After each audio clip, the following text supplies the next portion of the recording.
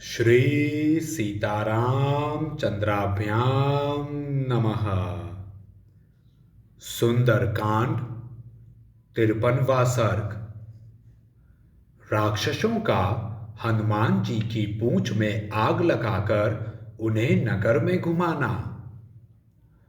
छोटे भाई महात्मा विभीषण की बात देश और काल के लिए उपयुक्त एवं हितकर थी।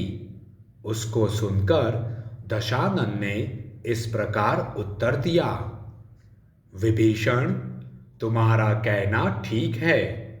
वास्तव में दूत के वध की बड़ी निंदा की गई है, परंतु वध के अतिरिक्त दूसरा कोई दंड इसे अवश्य देना चाहिए। वानरों को अपनी पूंछ बड़ी प्यारी होती है, वही इनका आभूषण है। अतः जितना जल्दी हो सके इसकी पूंछ जला दो। जली पूंछ लेकर ही यह यहाँ से जाए। वहाँ इसके मित्र, कुटुंबी, भाई बंधु तथा हितैषी सुहृद इसे अंग भंग के कारण पीड़ित एवं दीन अवस्था में देखें। फिर राक्षस राज रावण ने यह आज्ञा दी कि राक्षसगण इसकी पूंछ में आग लगाकर इसे सड़कों और चौराहों सहित समूचे नगर में घुमावें। स्वामी का यह आदेश सुनकर क्रोध के कारण कठोरतापूर्ण बर्ताव करने वाले राक्षस हनुमान जी की पूंछ में पुराने सूती कपड़े लपेटने लगे। जब उनकी पूंछ में वस्त्र लपेटा जाने लगा, उस समय वनों में सूखी लकड़ी पाकर भभक उठने वाली आग की भांति उन महाकपि का शरीर बढ़कर बहुत बड़ा हो गया। राक्षसों ने वस्त्र लपेटने के पश्चात उनकी पूंछ पर तेल छिड़क दिया और आग लगा दी। तब हनुमान जी का हृदय रोष से भर गया।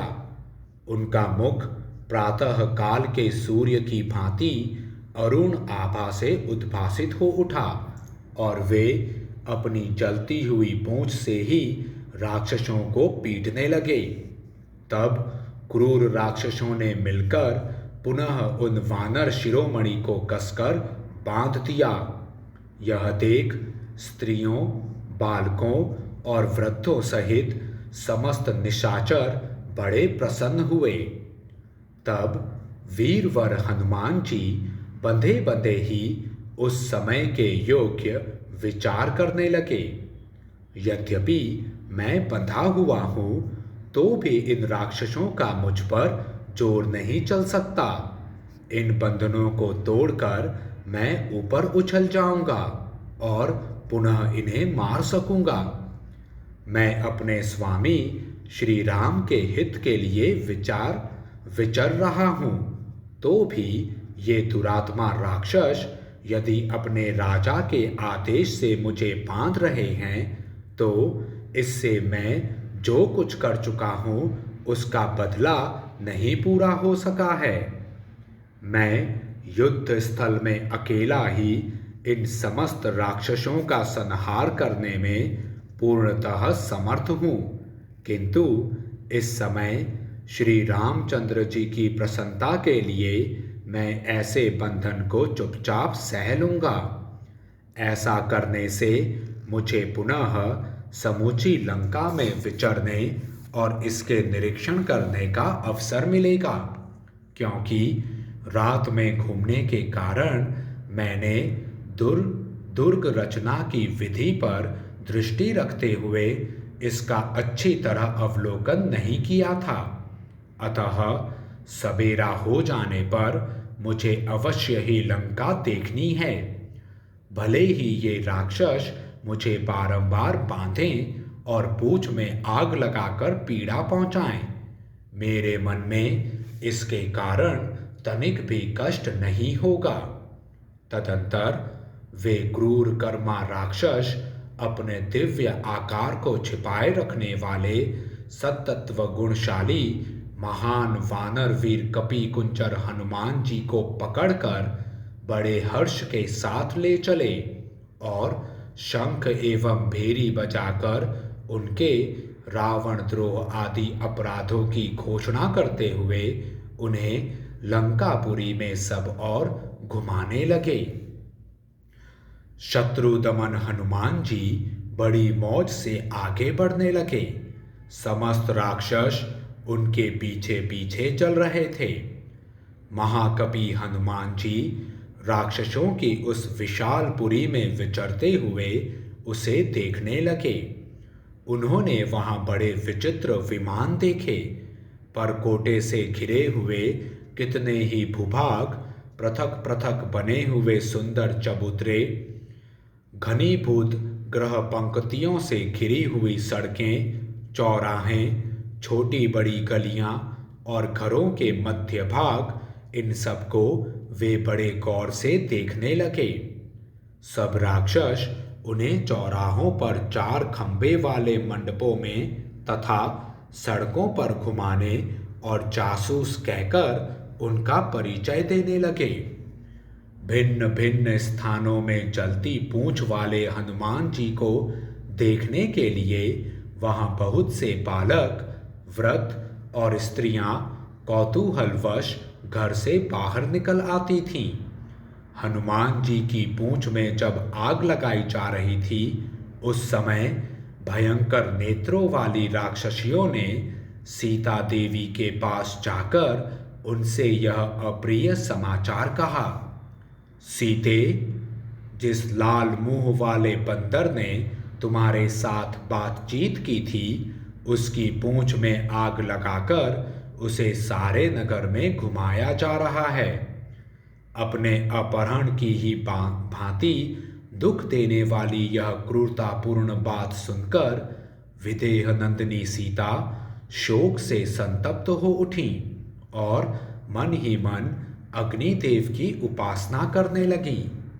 उस समय विशाल लोचना पवित्र हृदया सीता महाकपि हनुमान जी के लिए मंगल कामना करती हुई अग्निदेव की उपासना में संलग्न हो गईं और इस प्रकार बोली।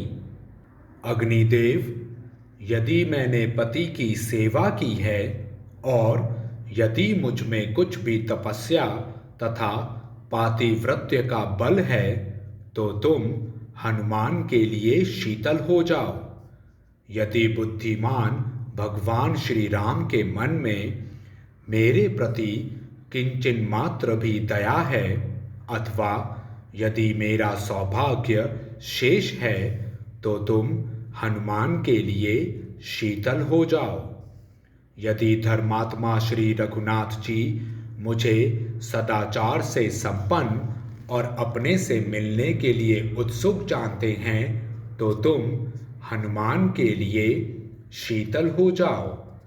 यदि सत्य प्रतिज्ञ आर्य सुग्रीव इस दुख के महासागर से मेरा उद्धार कर सकें, तो तुम हनुमान के लिए शीतल हो जाओ। मृगनयनी सीता के इस प्रकार प्रार्थना करने पर तीखी लपटों वाले अग्निदेव मानो उन्हें हनुमान के मंगल की सूचना देते हुए शांत भाव से चलने लगे। उनकी शिखा प्रदक्षिण भाव से उठने लगी।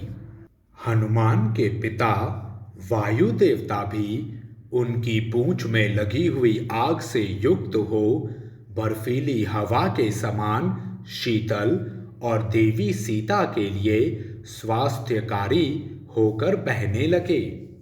उधर पूंछ में आग लगाई जाने पर हनुमान जी सोचने लगे, अहो, यह आग सब ओर से प्रज्वलित होने पर भी मुझे जलाती क्यों नहीं है? इसमें इतनी ऊंची ज्वाला उठती दिखाई देती है, तथापि यह आग मुझे पीड़ा नहीं दे रही है। मालूम होता है मेरी पूंछ के अग्रभाग में बर्फ का ढेर सा रख दिया गया है, अथवा उस दिन समुद्र को लांघते समय मैंने सागर में श्री रामचंद्र जी के प्रभाव से पर्वत के प्रकट होने की जो आश्चर्यजनक घटना देखी थी, उसी तरह आज यह अग्नि की शीतलता भी व्यक्त हुई है। यदि श्री राम के उपकार के लिए समुद्र और बुद्धिमान मैनाक के मन में वैसी आदरपूर्ण उतावली देखी गई, तो क्या अग्निदेव उन भगवान के उपकार के लिए शीतलता नहीं प्रकट करेंगे? निश्चय ही भगवती सीता की दया, श्री रघुनाथ जी के तेज तथा मेरे पिता की मैत्री के प्रभाव से अग्निदेव मुझे जला नहीं रहे हैं। तदंतर कपि कुंजर हनुमान ने पुनः एक मुहूर्त तक इस प्रकार विचार किया, मेरे जैसे पुरुष का यहाँ इन नीच निशाचरों द्वारा बांधा जाना कैसे उचित हो सकता है। पराक्रम रहते हुए मुझे अवश्य इसका प्रतिकार करना चाहिए। यह सोचकर वे वेगशाली महाकपि हनुमान, जिन्हें राक्षसों ने पकड़ रखा था, उन बंधनों को तोड़कर बड़े वेग से ऊपर को उछले और गर्जना करने लगे। उस समय भी उनका शरीर रस्सियों में बंधा हुआ ही था। उछलकर वे श्रीमान पवन कुमार पर्वत शिखर के समान ऊंचे नगर द्वार पर जा पहुंचे, जहां राक्षसों की भीड़ नहीं थी। पर्वताकार होकर भी वे मनस्वी हनुमान पुनः क्षण भर में बहुत ही छोटे और पतले हो गए। इस प्रकार उन्होंने अपने सारे बंधनों को निकाल फेंका। उन बंधनों से मुक्त होते ही तेजस्वी हनुमान जी फिर पर्वत के समान विशालकाय हो गए। उस समय उन्होंने जब इधर उधर दृष्टि डाली, तब उन्हें फाटक के सहारे रखा हुआ एक परिघ दिखाई दिया। काले लोहे के बने हुए उस परिघ को लेकर महाबाहु पवन पुत्र ने वहां के समस्त रक्षकों को फिर मार गिराया। उन राक्षसों को मारकर रणभूमि में प्रचंड पराक्रम प्रकट करने वाले हनुमान जी पुनः लंकापुरी का निरीक्षण करने लगे।